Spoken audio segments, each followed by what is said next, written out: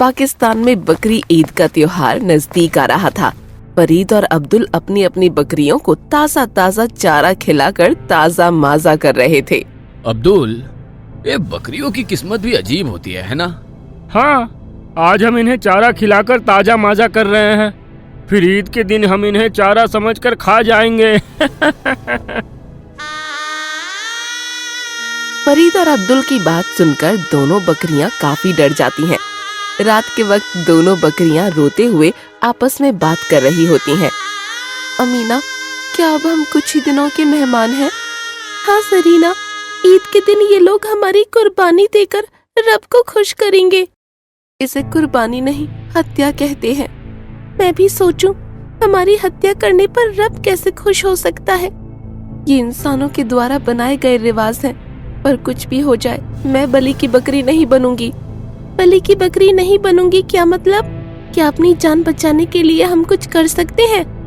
हाँ, आज रात को ही हम दोनों यहाँ से 9-11 हो जाएंगे। पर अगर हम पकड़ी गई तो? मरना तो ऐसे भी है, क्यों ना हम बचने के लिए थोड़ी हिम्मत कर लें। रात के वक्त बाहर तेज बारिश हो रही थी और घर में सब सो रहे थे। तब मौका पाकर दोनों बकरियां घर से भाग जाती हैं। भाग अमीना, अपनी जान बचाने का इससे अच्छा मौका दोबारा नहीं मिलेगा। हाँ जरीना, भागो, जो होगा देखा जाएगा। उधर फरीद और अब्दुल सो रहे थे। तब आसमान में कड़ाके के साथ बिजली चमकती है और दोनों उठ जाते हैं। अब्दुल, तेज बारिश हो रही है, चलो बकरियों को घर के अंदर ले लेते हैं। बकरियों को अंदर ले जाने के इरादे से दोनों बाहर जाते हैं, मगर बाहर बकरियों को ना पाकर दोनों समझ जाते हैं कि बकरियां भाग गई हैं। फरीद, बकरियां भाग गई हैं। हाँ, मगर भाग के जाएंगी कहाँ? फरीद और अब्दुल दोनों बकरियों को खोजने के लिए निकल पड़ते हैं और थोड़ा ही खोजने पर दोनों बकरियां दूर से उन्हें दिखाई दे जाती हैं। रुक जा बकरी, तू हमसे बच नहीं सकती, मैं कहता हूँ रुक जा। फरीद की आवाज सुनकर दोनों घबरा जाती हैं। अमीना, और तेज भाग, वरना ये दोनों आज ही हमें मार डालेंगे। तेज बारिश के कारण नदी में बाढ़ आ गई, फिर भी दोनों बकरियां अपनी जान बचाने के लिए भाग रही थीं। अब क्या करेंगे जरीना? बाढ़ की वजह से हम नदी पार नहीं कर सकते। मरना तो है ही, चल नदी में कूद जाते हैं, अगर बच गए तो फायदे में रहेंगे। दोनों बकरियां नदी में कूद जाती हैं, मगर तेज बहाव के चलते दोनों नदी में बह जाती हैं। बचाओ, बचाओ! दोनों बकरियां नदी में बह जाती हैं और किनारे पर खड़े हुए फरीद और अब्दुल देखते रह जाते हैं। दोनों बकरियां बाढ़ में बहते हुए हिंदुस्तान की सरहद में आ जाती हैं, मगर एक दूसरे से बिछड़ जाती हैं। अगले दिन सुबह दोनों बकरियां हिंदुस्तान में अलग अलग जगह पर पहुंच जाती हैं। अमीना एक गरीब किसान को मिलती है। अरे, ये बकरी कहीं से बहकर आई है ऐसा लगता है, मुझे इसकी जान बचानी चाहिए। किसान काली बकरी को लेकर अपने घर चला जाता है। उधर सफेद बकरी नदी किनारे पर स्नान कर रहे साधु बाबा को मिलती है। लगता है ये बकरी अनाथ है, चलो हम इसे अपने साथ लेकर चलते हैं। ये बोलकर बाबा और उनके चेले बकरी को अपने आश्रम में ले जाते हैं। यूं ही कुछ समय बीत जाता है। अब अमीना बकरी गरीब किसान के घर पर पल रही थी और जरीना बकरी बाबा के आश्रम में।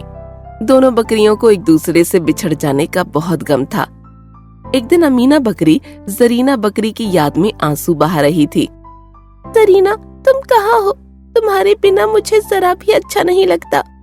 जब अमीना रो रही होती है तब किसान और उसकी बीवी बात कर रहे होते हैं। सुनते हो, आखिर हमारे बेटे को क्या हो गया है? कुछ तो बताइए। पता नहीं, पर बाबा बता रहे थे बच्चे को बचाना हो तो किसी पशु की बलि देनी होगी। भगवान की लीला समझिए, भगवान ने हमारे बेटे को बचाने के लिए ही ये बकरी को हमारे पास भेजा है। क्या मतलब?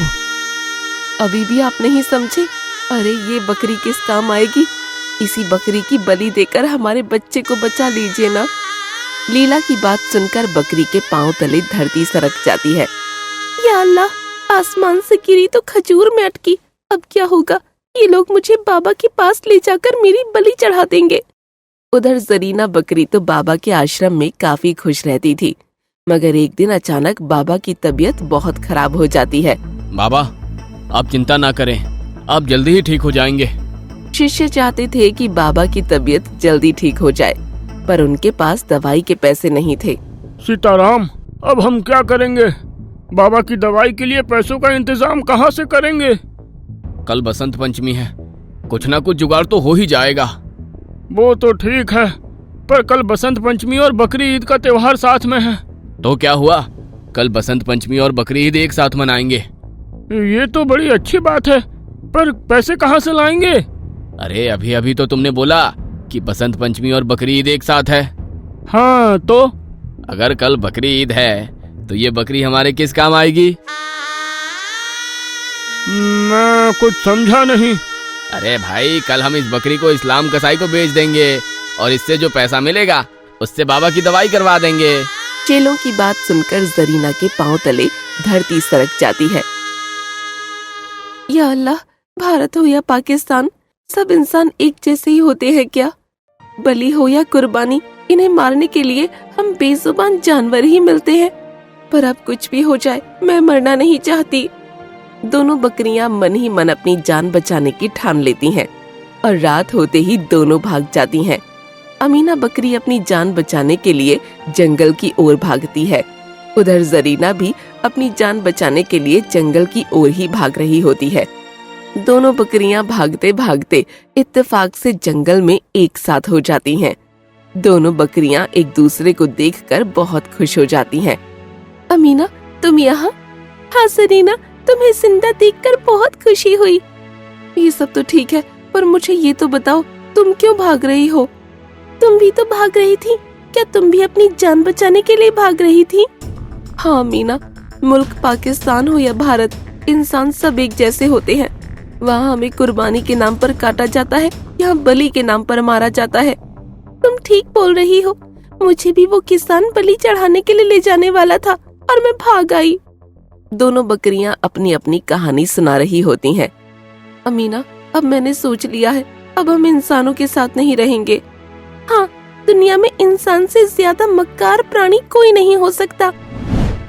जंगल के खतरे से अनजान दोनों बकरियां बातें करती हुई जा रही होती हैं। तब अचानक उनके सामने एक भूखा शेर आ जाता है।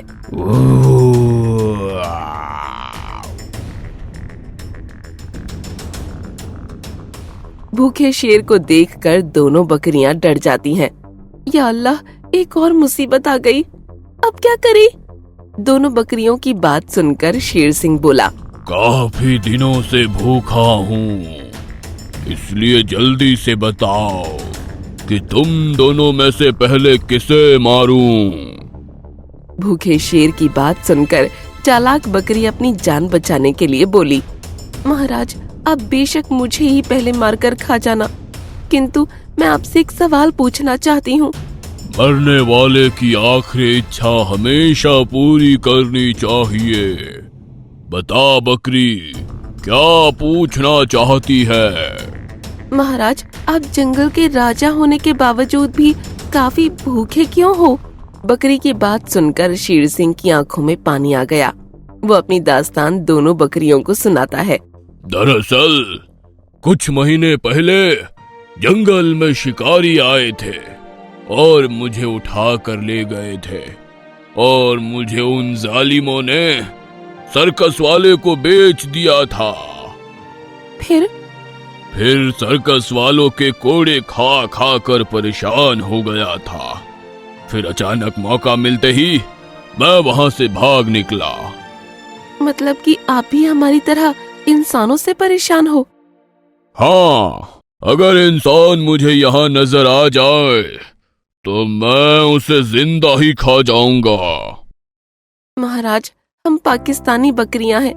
हम पाकिस्तानियों से बचकर हिंदुस्तान आए तो यहाँ के इंसान भी वैसे ही निकले, और इंसानों से बचकर यहाँ जंगल में आए तो आप मिल गए।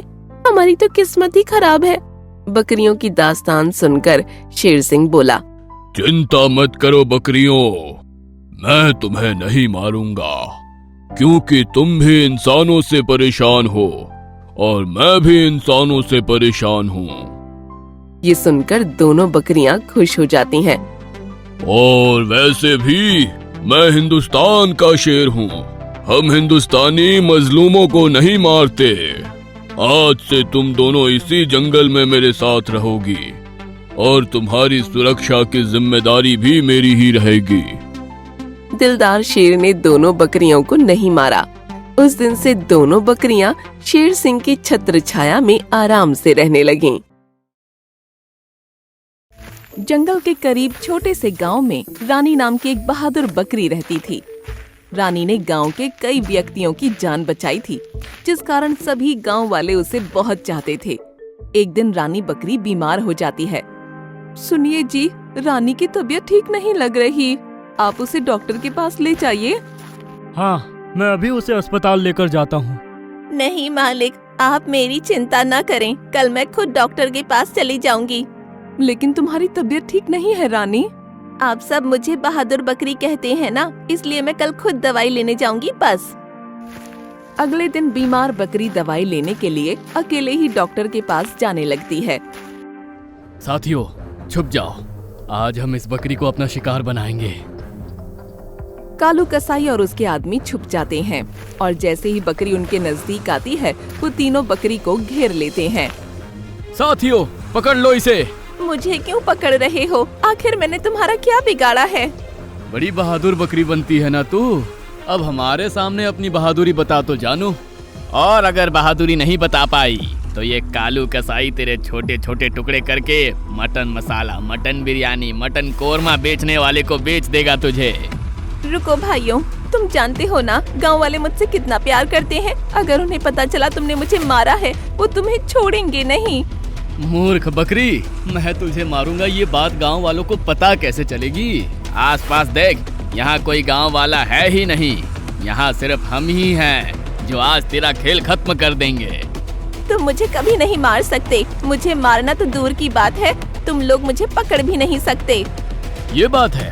साथियों, पकड़ लो इसे। जैसे ही कसाई उसे पकड़ने लगता है, बकरी वहाँ से भागने लगती है। आजा आजा कसाई, मुझे पकड़ के बता।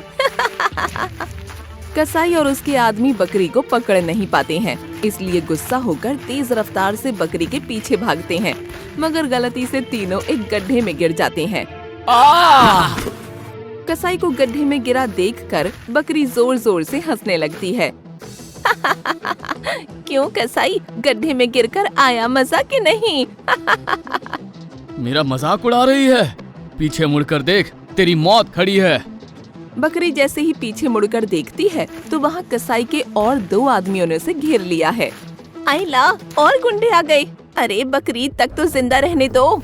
इतना बोलकर एक बार फिर से बकरी जान बचाकर भागने लगती है।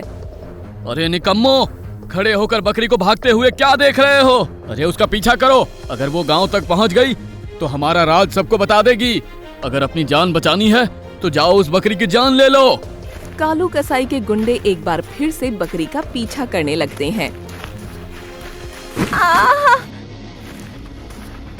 वो गिरकर घायल हो चुकी है, चलो उसे पकड़ लेते हैं। बकरी गुंडों को अपनी ओर आता देख तेजी से उठकर खड़ी होकर दौड़ने लगती है। तभी कालू कसाई अपने आदमियों के पास आकर कहता है, जाओ जल्दी से जाकर पकड़ लो उसे। चिंता मत करो उस्ताद, बकरी घायल हो चुकी है, अब वो ज्यादा दूर भाग नहीं पाएगी। चलो साथियों। इतना बोलकर कसाई और उसके आदमी बकरी के पीछे भागने लगते हैं। गांव अभी काफी दूर था, इसलिए बकरी अपनी जान बचाने के लिए जंगल की ओर भाग जाती है। ये देखकर कसाई बोला, ये तो जंगल की ओर जा रही है। अरे रुक जा, वहाँ के जानवर तुझे जिंदा नहीं छोड़ेंगे। उस्ताद अब क्या करें, वो तो जंगल में चली गई, अब हम उसे पकड़ नहीं पाएंगे। कोई बात नहीं, अब ये नहीं तो किसी और बकरी को अपना शिकार बनाएंगे। चलो। इतना बोलकर कसाई और उसके आदमी वहाँ से चले जाते हैं। शाम तक बकरी के घर वापस न आने पर सभी चिंतित थे। बकरी को अकेले डॉक्टर के पास नहीं जाने देना चाहिए था। सुबह से शाम हो गई पर बकरी अब तक घर नहीं लौटी। मेरा जी घबरा रहा है, कहीं उसे कुछ हो तो नहीं गया होगा। आप दोनों परेशान मत हो, वो बहादुर बकरी है, वो थोड़ी ही देर में सही सलामत घर आ जाएगी। और अगर वापस नहीं आई तो हम उसे ढूंढने जाएंगे। गांव वालों की चिंता देखकर कसाई मन में सोचता है। अब वो बकरी तुम्हें कभी नहीं मिलेगी। अब तक तो उसे जंगली जानवर अपना निवाला बना चुके होंगे। बकरी के वापस आने की उम्मीद लगाए गांव वाले उसकी राह देख रहे थे। तब बकरी जंगल में जान बचाने के लिए भटकते भटकते नदी किनारे आ जाती है। मुझे बहुत प्यास लगी है, थोड़ा पानी पी लेती हूँ। जैसे ही बकरी पानी पीने जाती है तभी अचानक वहाँ एक भयानक शेर आ जाता है। शेर को देखकर एक पल के लिए बकरी डर जाती है, पर घायल बकरी को देख शेर उससे कहता है, तुम इस जंगल की बकरी तो नहीं लगती। सच सच बताओ तुम कौन हो और यहाँ क्यों आई हो? मेरा नाम रानी बकरी है। गांव में मैं सबके दिलों पर राज करती हूँ। और यहाँ क्यों आई हो? इंसानों से जान बचाने के लिए जंगल में आई हूँ, पर यहाँ आप मुझे मिल गए हैं। अब मेरा क्या होगा? चिंता मत कर, यहाँ इंसान नहीं है, इसीलिए तू सुरक्षित है। तो क्या आप मुझे नहीं मारेंगे? नहीं, मैं यहाँ का राजा हूँ और तू गांव की रानी। भला मैं तुझे कैसे मार सकता हूँ? शुक्रिया महाराज, मैं घायल हूँ और काफी थक चुकी हूँ। मुझे यहाँ आराम करने की जगह मिल सकती है क्या? हाँ हाँ, क्यों नहीं। जिस तरह मैं जंगल का राजा हूँ उसी तरह तुम भी अपने गांव की रानी हो, तो उस हिसाब से तुम मेरी मेहमान हुई ना, तो तुम बेझिझक मेरी गुफा में आराम कर सकती हो। बकरी शेर के साथ उसकी गुफा में जाती है और कुछ देर तक आराम करती है। फिर रात को शेर सिंह बकरी से पूछता है, बकरी, मुझे बताओ कि तुम्हारी ऐसी हालत किसने की? मैं उसे छोड़ूंगा नहीं। कालू कसाई ने।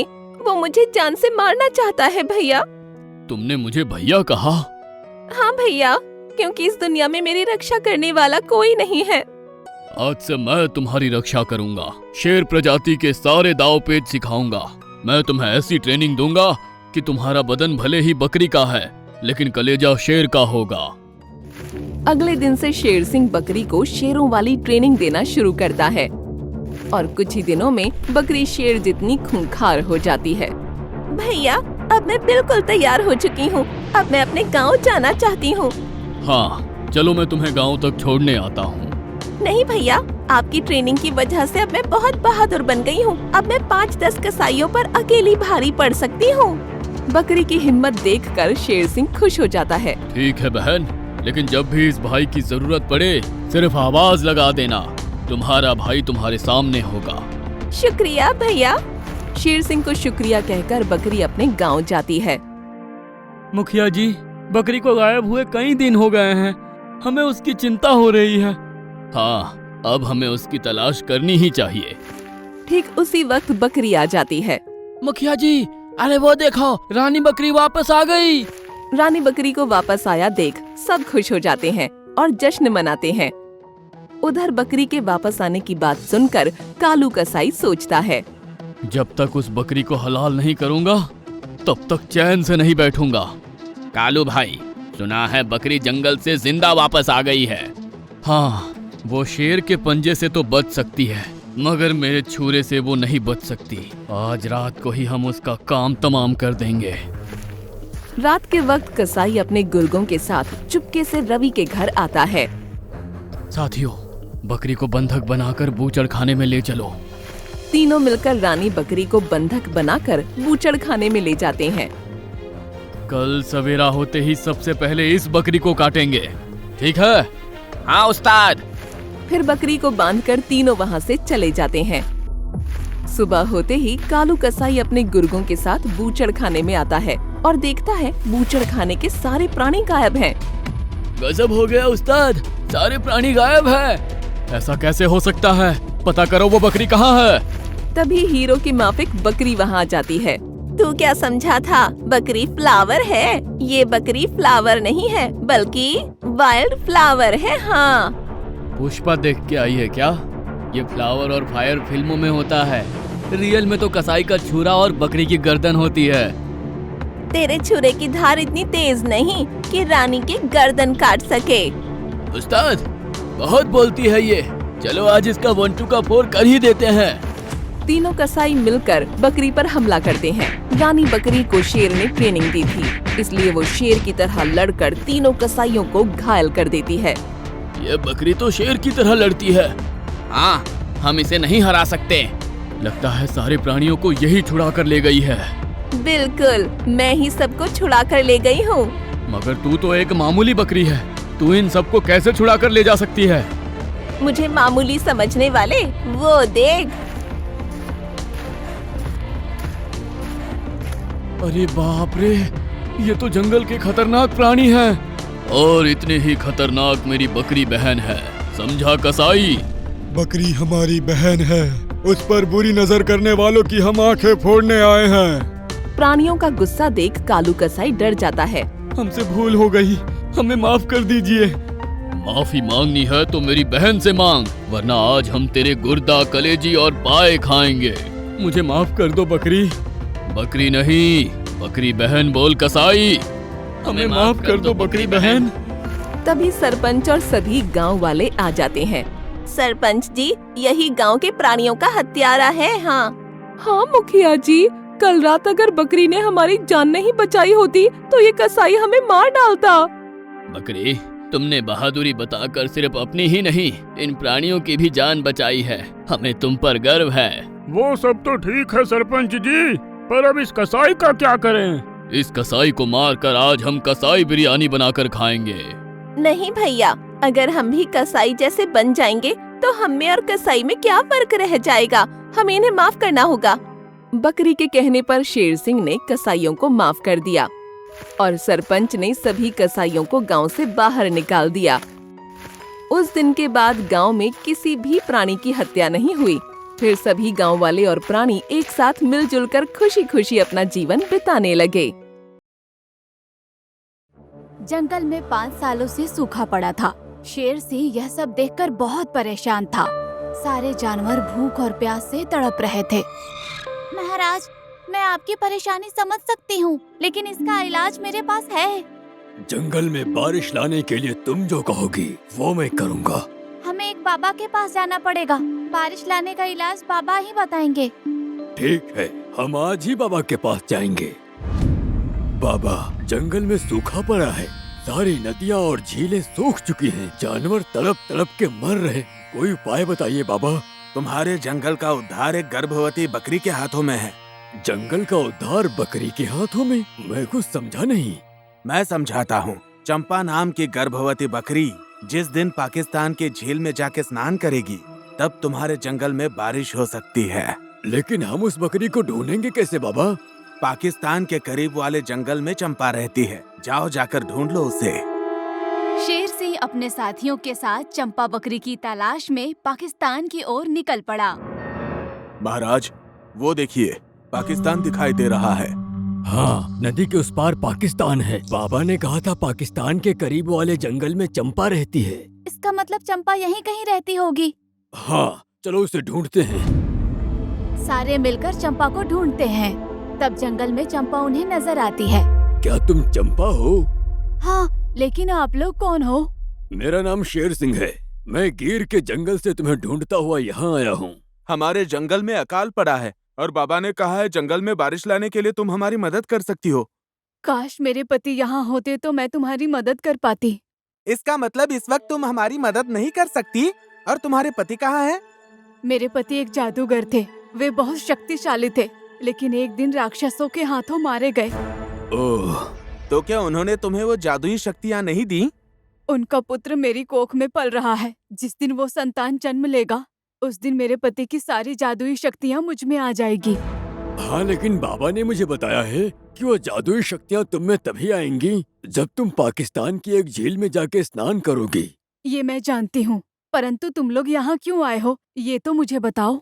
हमारे जंगल में अकाल पड़ा है, वहाँ बारिश तभी होगी जब तुम पाकिस्तान की झील में जाके स्नान करोगी। अगर मेरे पाकिस्तान में नहाने से तुम्हारे जंगल में बारिश आ सकती है, तो मैं वो खतरा मोल लेने के लिए तैयार हूँ। हाँ, इससे हमारी परेशानी भी दूर हो जाएगी और तुम्हें जादुई शक्तियाँ भी मिल जाएंगी। ठीक है, तो कल हम पाकिस्तान के लिए रवाना होंगे। यह सुनकर सारे प्राणी खुश हो जाते हैं। यात्रा की तैयारी करो, कल हम सब पाकिस्तान के लिए रवाना होंगे। अगले दिन शेर सिंह चंपा बकरी और सारे प्राणियों को साथ लेकर पाकिस्तान के जंगल में जाने के लिए रवाना हो जाते हैं। कुछ समय चलने के बाद सब नदी तक पहुंच गए। जैसे ही शेर सिंह ने पानी में कदम रखा, तभी नदी से एक दैत्य प्रकट होता है।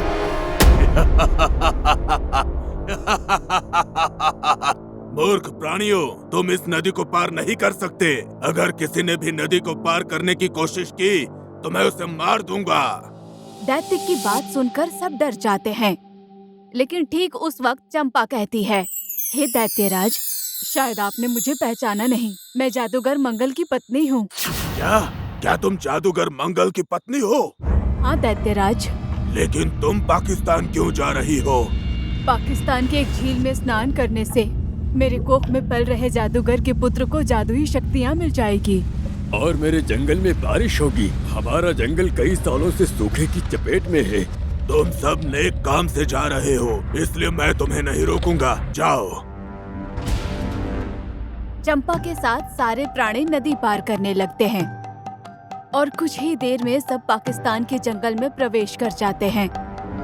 देखो, अब हम सब पाकिस्तान के जंगल में आ चुके हैं, इसलिए हमें चौकन्ना रहना होगा।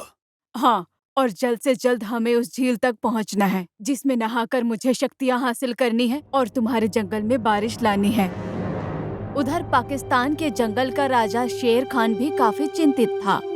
वजीर आला, पिछले 5 साल से हमारे जंगल में बारिश नहीं हुई है, जिस कारण जानवर तड़प तड़प के मर रहे हैं। आखिर कब तक हमारे साथी भूखे प्यासे मरते रहेंगे?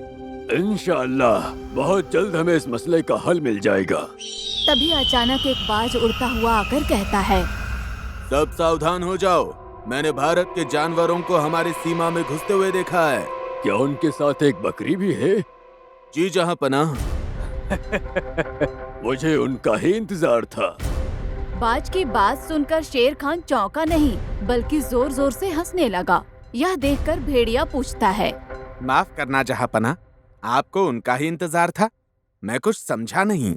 मैं समझाता हूँ। दरअसल मुझसे एक फकीर बाबा ने कहा था, बाबा मेरे जंगल में कई सालों से बारिश नहीं हुई है, बारिश लाने का कोई उपाय बताइए हुजूर।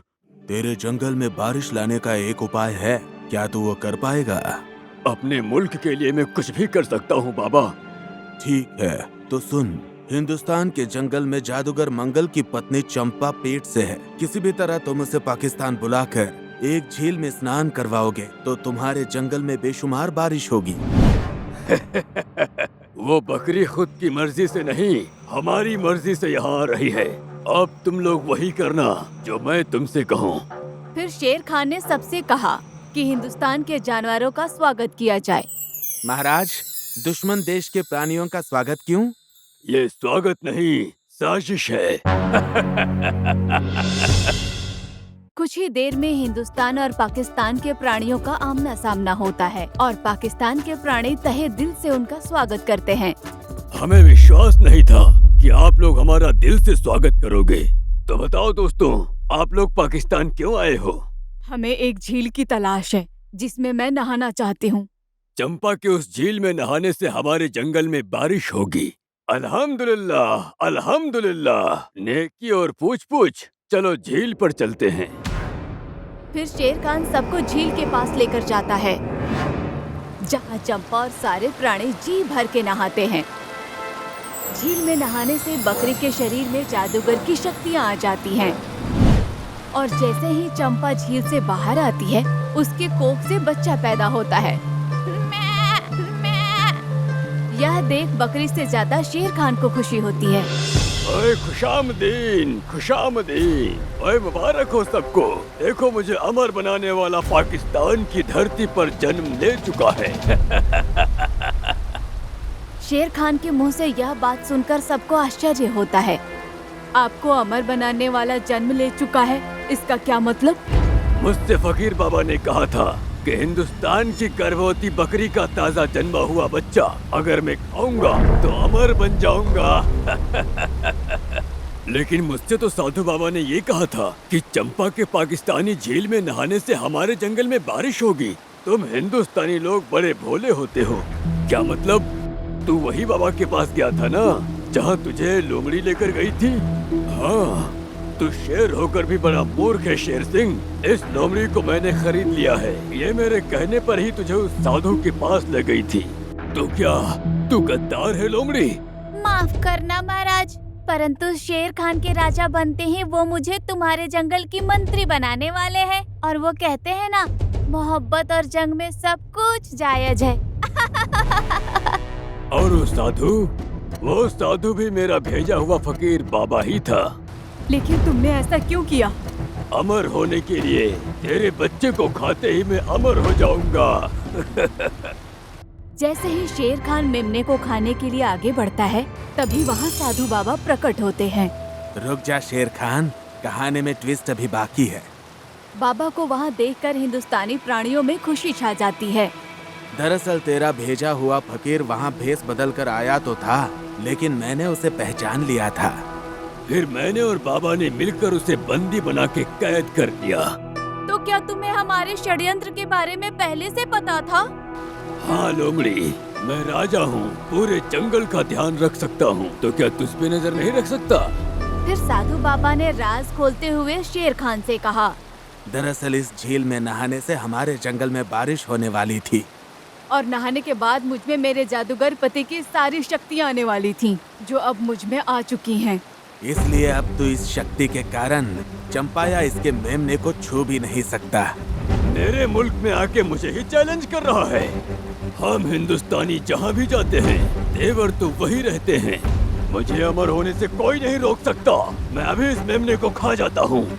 जैसे ही शेर खान मेमने को खाने के लिए आगे बढ़ता है, चंपा अपनी शक्तियों के कारण शेर खान से भिड़ जाती है। शेर खान का हिसाब तो हो गया, अब इस गद्दार लोमड़ी का क्या करें महाराज? मुझे बहुत भूख लगी है, मैं अभी इसे खाकर गद्दारी की सजा देता हूँ। रहम महाराज, रहम, मुझसे गलती हो गई, मुझे माफ कर दो। गुनाह करने वाले से माफी देने वाला बड़ा होता है शेर सिंह, इसे माफ कर दो। साधु बाबा के कहने पर शेर सिंह ने गद्दार लोमड़ी को माफ कर दिया। फिर सब लोग अपने जंगल में वापस आते हैं। जंगल में आते ही बारिश शुरू हो जाती है। चंपा, तुम्हारी वजह से ही आज जंगल में खुशियाँ लौट आई हैं। इसलिए मैं चाहता हूँ कि आज से तुम हमारे साथ जंगल में ही रहो। शेर सिंह की बात मानकर चंपा शेर सिंह के जंगल में ही रहने लगती है। अब सारे जानवर मिलजुल कर एक साथ खुशी से जंगल में रहते हैं। आपको हमारा ये वीडियो पसंद आया हो तो प्लीज हमारे चैनल को सब्सक्राइब कीजिए और हाँ, वीडियो को लाइक और शेयर करना मत भूलना। धन्यवाद।